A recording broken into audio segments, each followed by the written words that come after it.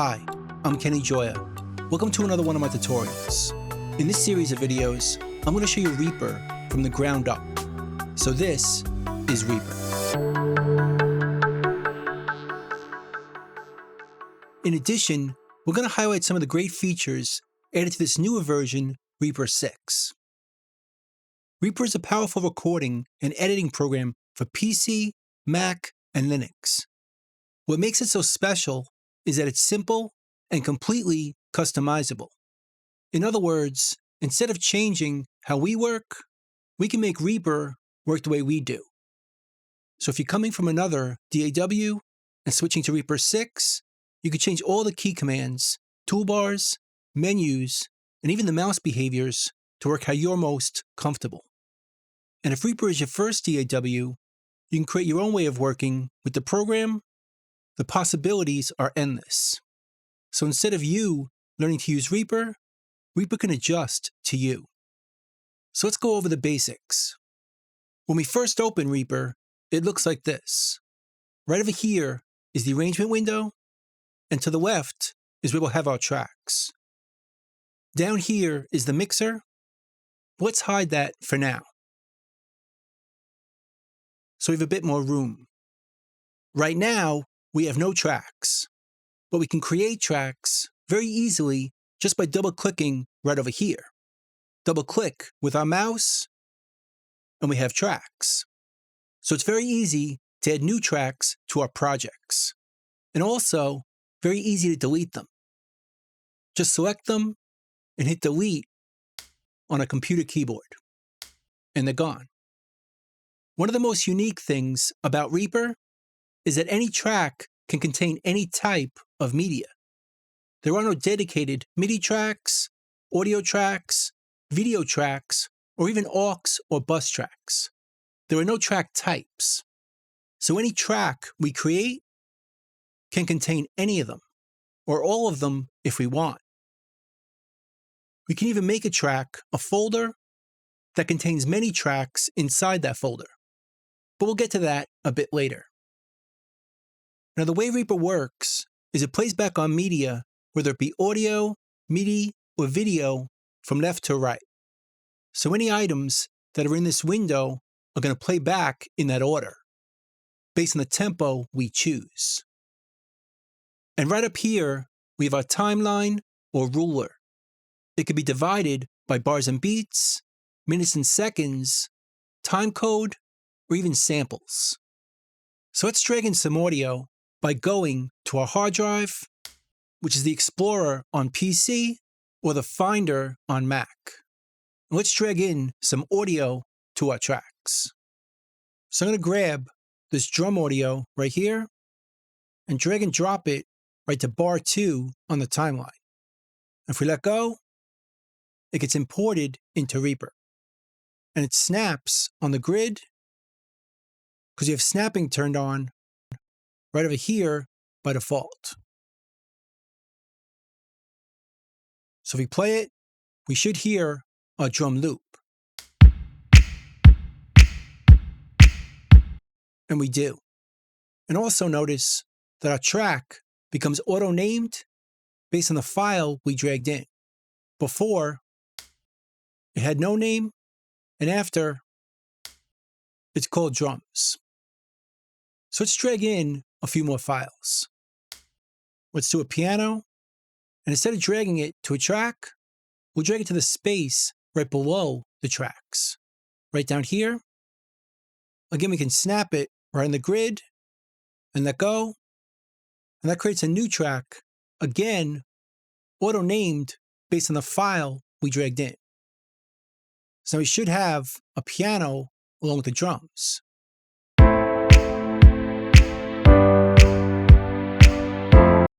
And again, we snapped it right to the grid. Let's bring in one more. We have a synth file right here. Drag and drop it. Now we have 3 files that are all playing on top of each other.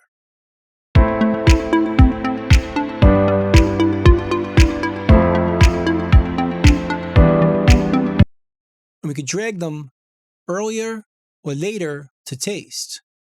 We can bring in the synth a bit later.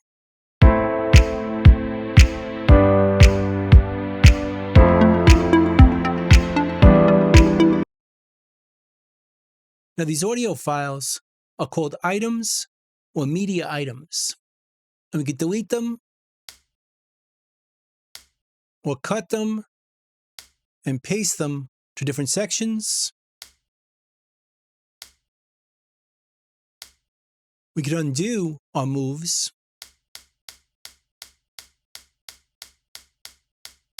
or redo them as many times as we want. We could trim the items on the front like this. See the cursor changes? We could trim the front or the back or on all the files together. Front or back. We could loop them, just select them and drag them out like this, and then they loop as far as we drag them. We could fade them in by going to the upper left corner, see the cursor changes, and fade it in, or fade it out, or do it to all of them together. If they're all selected, just fade them in, or fade them out. And it sounds like this.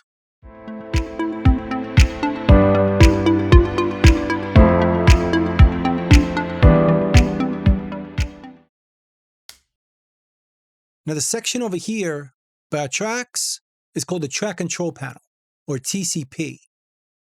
Here we can adjust the volume of our tracks, or mute them,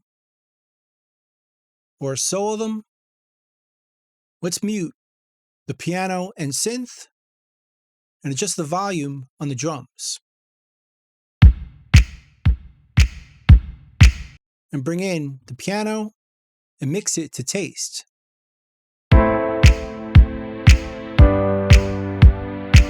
And the synth.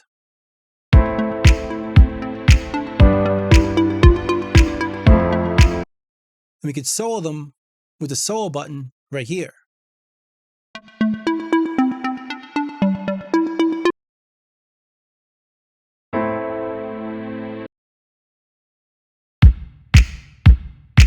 And again, mute them from here.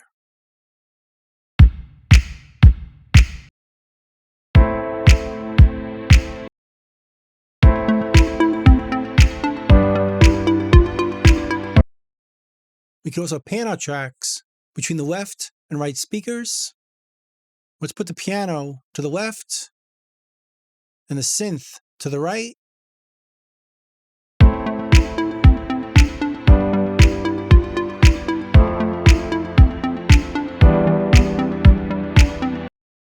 We can put them back to the center by double-clicking. And we can add effects to our tracks right over here with the effects button. But we'll go over that a bit later. And with the routing button, we can add sends to our tracks and send them from one track to another. But we'll go over that a bit later as well. And we can also automate all the controls on our tracks with the envelopes over here. Our volume, our pan, our mute, and anything else that's on this track. And we can also do this from the mixer. Go to View, Mixer, and down over here, we have our faders instead of knobs, and all the other controls that are in the TCP, or Track Control Panel. They're also in the mixer. And so we can see this better. We could drag the mixer and float it right here to create a separate window for the mixer. And readjust the size of our faders like this.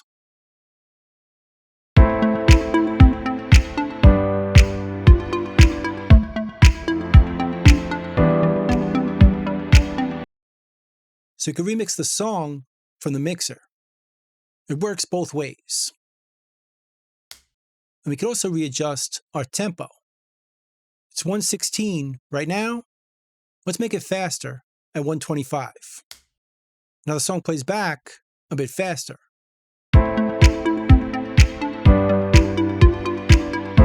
or make it slower at 100.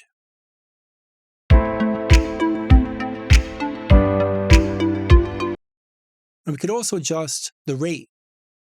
Let's put it back to 116 and slow it down with the rate knob over here.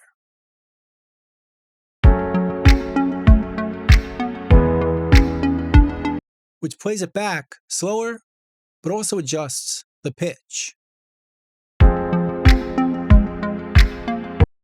We'll go faster,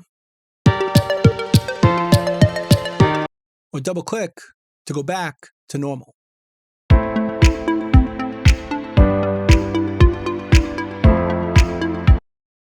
We could also adjust the track heights individually, like this, or just the width of the track control panel, like this, to see more or less, or even nothing.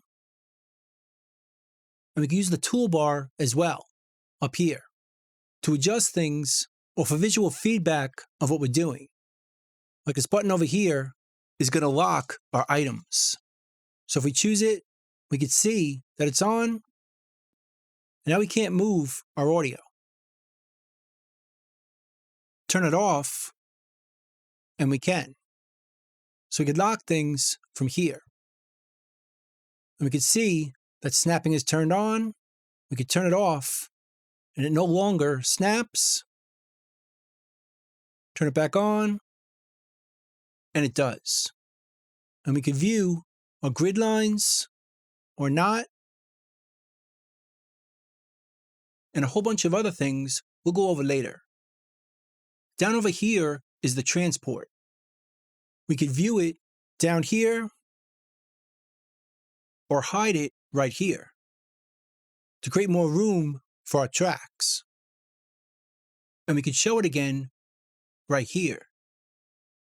We could adjust record, play, turn on looping, on and off, stop and pause, see where we are in the song, see our selection, our tempo, and our rate.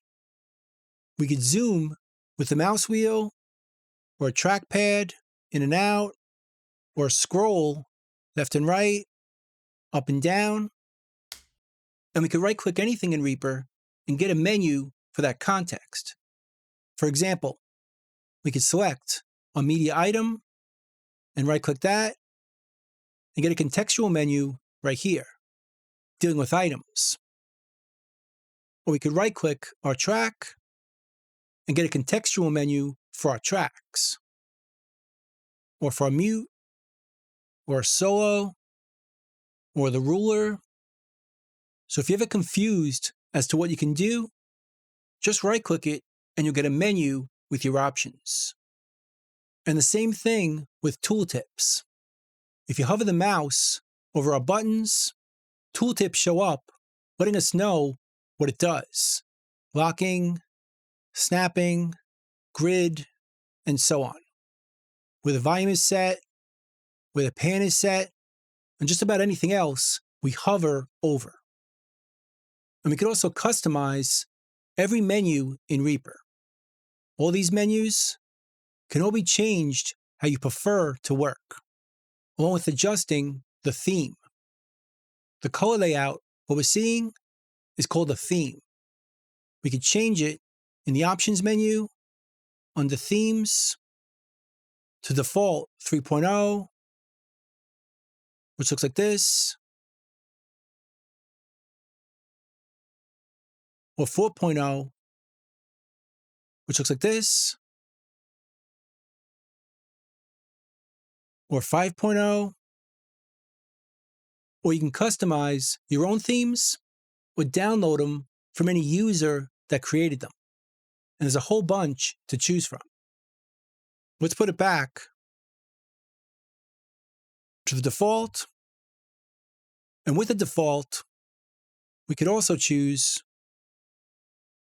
the theme adjuster, where we can readjust the track control panel from here, what we see and don't see,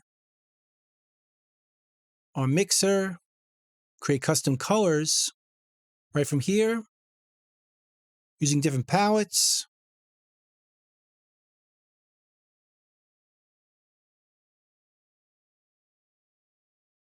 And we can also dim them right from here if they're too bright. And we could also adjust the preferences. Go under Options, choose Preferences, and in this window, we can adjust the preferences for the entire application. Each one of these sections works on different things: General, Project, Audio, and so on. And finally, we have Actions. Right here, Show Action List. And in this window, all the actions that are performed in REAPER can be readjusted in here. We can create custom actions or just assign different keyboard shortcuts to our favorite ones. Just select it, hit a keyboard shortcut right here. And that keyboard shortcut is going to trigger that action. And as you can see, there's a lot of them. Everything you want to do in REAPER is going to be triggered by an action. So it's all customizable for you. So that's the basics. Let's get into more detail using REAPER 6 in the rest of the series. Let's go.